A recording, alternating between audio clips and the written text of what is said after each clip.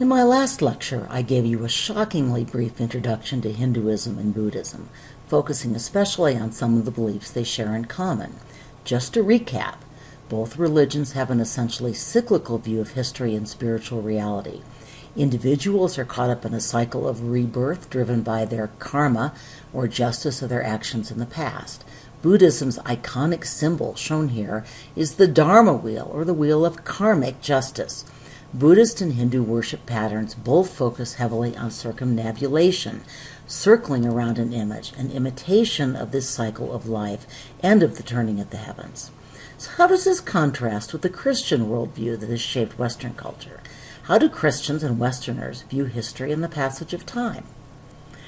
Well, they're more linear in their thinking. Creation is a beginning in time and history, personal history and world history, progresses forward from there. Christians, along with Jews and Muslims, share with Buddhists and Hindus a belief that what we do in this life determines our eternal destiny, but generally believe that we only have one shot at getting it right. To understand Hinduism and Buddhism, we need to try to get inside this cyclical view of the natural and spiritual world. I think this image of Shiva as Narasimha, the Lord of the Dance, is a great place to begin, not least because it is one of the most iconic of Hindu images. The image is filled with a complex iconography, and I'll get there in a minute. But it also tells a story. I hope you had a chance to watch the story last class. If not, the link is up on Canvas. You can guess what stories these images tell, right? David is slaying Goliath, Noah is loading up the ark, shepherds are viewing baby Jesus in the manger. Seeing these images conjures up a familiar narrative in our minds. The same would be true of Hindu images for men and women raised on religious narratives from childhood. So let's briefly recap the Shiva narrative. Not all of this is in the cartoon version, by the way. There are, in fact, many different versions of the story. But Shiva came to the forest to confront a group of sages, or wise men, who had been neglecting proper worship. The sages, who didn't like the criticism, sent a series of creatures to attack Shiva. First they sent a tiger, which was how Shiva ended up wearing a tiger skin. Then they sent a monstrous snake, which Shiva turned into a necklace. Finally they sent an evil dwarf. Shiva made short work of him as well. With all of his foes defeated, Shiva began his creative and destructive fire dance. And here's where we see the cyclical worldview of Hinduism. Shiva is at the same time a creator, a preserver, and a destroyer, a triple identity that makes sense when rebirth always follows and indeed requires death to preserve the circular cycle of life. This 17th century hymn sums up Shiva's 5 sacred actions, also highlighted in the sculpture. Note that all of his roles are displayed on the image. Shiva creates the world with his sacred drum, he protects creation with his hand upraised in the do not fear mudra, and he destroys it with the hand that bears the sacred fire. This slide shows you some close-ups of the iconography of the work. The circle of flame surrounding Shiva, or a nimbus, symbolizes the boundaries of the cosmos, while the fire he bears in his hand destroys samsara, the cycle of rebirth, and maya, which is illusion.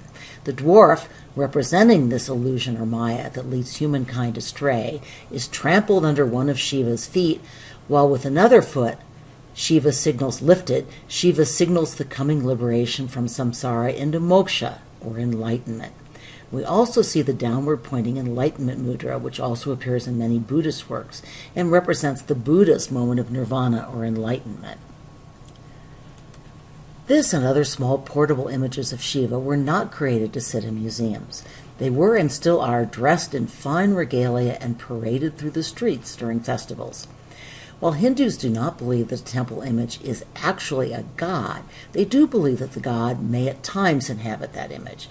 For this reason, a temple image will be gently awakened in the morning, will receive gifts of food and flowers, and will be ritually bathed. A statue of a god or goddess that has been transformed in a special ceremony by an enlightened guru into a living presence of that deity is an important focal point for worship in a temple ceremony or even worship before a small household shrine. What's so intriguing about this notion of darshan is that the worshiper not only sees the god in the image, but is seen by the god in the image in return. We need to move on to Hindu temples, but first let me talk briefly about the lost wax bronze casting technique, which was also used to make the Hellenistic boxer and the African, in this case brass sculpture, we will encounter next unit. I ran out of time in Unit 3. Basically, an artist makes a wax mold of the image. This is carefully packed into clay or plaster, which is allowed to dry, and then hot metal is poured into the mold through a hole at the top. The metal melts the wax and takes its place, conforming to the sculpted shape. The artist pounds off the dry clay or plaster and then finishes the image with fine tools. Well, on at our usual breakneck speed to Hindu temples. India is filled with Hindu temples of varying styles. Lakshmana Temple is a northern-style temple with tall, fluted towers that imitate sacred mountains. It's part of a famous complex of temples built by a dynasty that ruled central India from the 9th to the 13th century. Khajuraho was their first capital, and their massive building program these rulers undertook was designed both to gain the gods' favor for the rulers and to demonstrate their piety and wealth and power. So let's watch an introduction to Hindu temples created by the Asian Art Museum. By the way, I visited these temples in 2019, and I would put them on your list. The College Board hasn't given us a lot of guidance about which of these terms you need to know, but I think it would be smart to remember that the garbogria, which means womb chamber, is the inner sanctum where the image of the god resides. Basically, it's the temple's equivalent of a cella, but much more dark and hidden. Directly above the divine image of the garbogria is the imagined axis of the world that links the center of the earth to the human realms to the heavens above them. This axis travels up through the garbogria's towering roof, which is called a shikara. Smaller towers cover the mandapas, or hypostyle halls, leading to the garbogria. Each of these towers symbolizes the cosmic mountain. Note that the structure is elevated on a platform, or a plinth. That's like the stylobate of a Greek temple. And here's pretty much the same set of labels, but this time on a photograph. Here is a helpfully labeled floor plan. The space named sanctum is the garbogria. It's a small space, often a perfect square, windowless and enclosed. Unlike the rest of the temple, it has no ornamentation. The womb space represents universal essence. Worshippers walk around or circumnambulate the image, seeing and being seen, again in an act of darshan. The mandapas are the rooms leading toward the inner sanctum. Often they have internal pillars. Again, these are hypostyle halls. Note again that the smaller towers rise over the entry halls. Here's how one scholar explains the artistic and spiritual logic behind Hindu temple design. A Hindu temple is built around the belief that all things are one. Everything is connected. The pilgrim is welcomed through mathematically structured spaces, a network of art, pillars, carvings, and statues that display and celebrate the four important and necessary principles of human life: the pursuit of artha, that's prosperity or wealth; the pursuit of kama, pleasure, including sexual pleasure; the pursuit of dharma, the ethical life; and the pursuit of moksha, release through full enlightenment. Let's return to our video, which relates the form of the temple to its religious function. Here's the approach to the garbogria in the Lakshmana temple. Note the hypostyle design of the mandapa. Here we see a plan for the wider temple area. Note that there is a central temple surrounded by 4 smaller shrines. You need to know the term Panchayatana, which has shown up in ECB questions in the past. It refers to a 5-shrine temple design, where a central temple or shrine is surrounded by 4 smaller shrines. Does this design remind you of any of the other temples we've studied? So what's the temple on top, and how is it similar to the Lakshmana temple?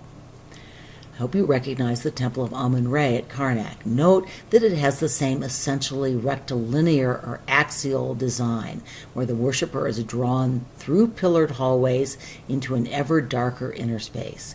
In both temples, the design reflects and reinforces a spiritual journey toward the god. So what's another similarity? This time, think about power and authority. Well, both temples were built by powerful rulers to bolster their claim to hold the favor of the gods and to demonstrate their devotion to the gods. And yes, this really is a College Board required image. Do not blame me for today's R rating. But also don't assume that these erotic sculptures meant that this was the Chandela king's version of the Playboy Mansion. Let's watch another video clip which explains the religious significance of these carvings. Shilpa Shastras are Hindu texts that lay out rules for artists and craftsmen. They include rules about perfect proportions for buildings and sculptures of the human body. As the quote indicates, images of loving couples were part of an iconography and believed to promote spiritual achievement in all of the phases of life, not just kama or pleasure. The Chandela kings were also heavily influenced by tantric philosophies, which divided the cosmos into male and female principles.